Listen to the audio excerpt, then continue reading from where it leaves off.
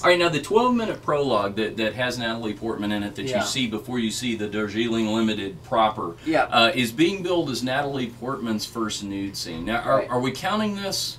I mean, she is kind of naked. Yeah, I mean... Are we counting this? You You know what I mean? counting it as what? As guys? Like, I mean, first nude scene, For her? she's pretty naked. Yeah. Yeah, I mean, it's, you know, she's, I mean, she's technically naked. Right, technically. She's technically head to toe naked, but it's not, you know, in all seriousness, it's not gratuitous or... Right. It's not totally...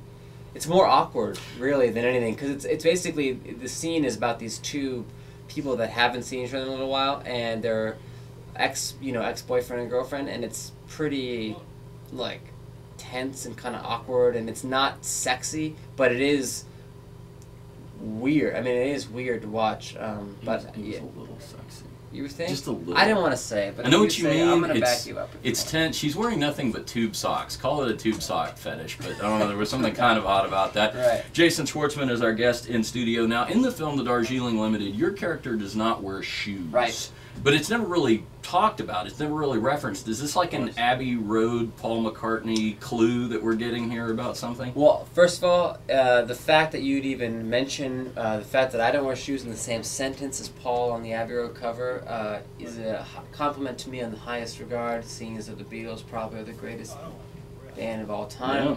So thank you. Sure. So I'll take any reference there. But to be honest with you, we shot, like I said, the short film a year before we shot the feature film. And in the short film, my character doesn't wear shoes because the whole thing takes place in a hotel room. Mm-hmm. And Wes Anderson, the director, just decided, you know what, this guy just, he doesn't wear shoes. And Wes does have some reasons for it, but he won't tell me what they are. So I just had to accept it. All I know is that my feet walking around India for 4.5 months, shoeless, like, I never wore shoes. Even when you can't see my feet in the movie, yeah. I'm not wearing shoes because Wes thought it would look like I was wearing shoes, walk like I was wearing shoes, you know, pretty, like, painlessly. Yeah. So he encouraged me not to wear shoes, so every step hurt. And I'll say that after about 4.5 months of that, your feet become darker, tougher, more leathery. They kind of become shoes. I hope you tipped the person who gave you that first pedicure very, very well. It was disgusting. I mean, let me say, it wasn't disgusting, but it was... I felt like I could, you know, they say some people can walk on reefs in Australia. I could have gone. I could have done like a 10K on a reef. My feet were so leathery. Last one for you here. You know, you guys, you and Owen Wilson and Adrian Brody obviously spent a lot of time together making this movie and everything. After you make the movie and then after Owen's hospitalization, all that sort of thing afterward, did it make you kind of think back on times that you were together, maybe look at other friendships you have for, you know, warning signs where somebody might be upset, depressed, maybe you don't know about it, you know? This, you know, I'm probably not even the best guy to talk about any of it in general because I don't know much about it, and that's totally honest. I just, you know, about Owen, I just know that he's doing very well. He's doing great, and in terms of other relationships, no, I don't. I don't even. It didn't. No. The answer probably no. So everything was cool when you guys were making the film. Yeah, everything. Yeah. All right, total non sequitur as we let you go. I love those. Total non sequitur as we let you go. Do you know how much the movie-going public suffered without having her mom in Rocky VI? Well, she'll be so happy to hear that. I mean, she won't be happy to hear that anybody suffered, but it's nice to know probably that she was missed. Why didn't she do it? I don't think that... I can't speak on her behalf or anybody's behalf, but I don't think she was probably part of it to begin with, maybe. But I don't think she decided not to do it. I don't know, though. She was missed. At least by me. Oh, great. Hey, and I want to tell you, because you're in a band, I made a record this year.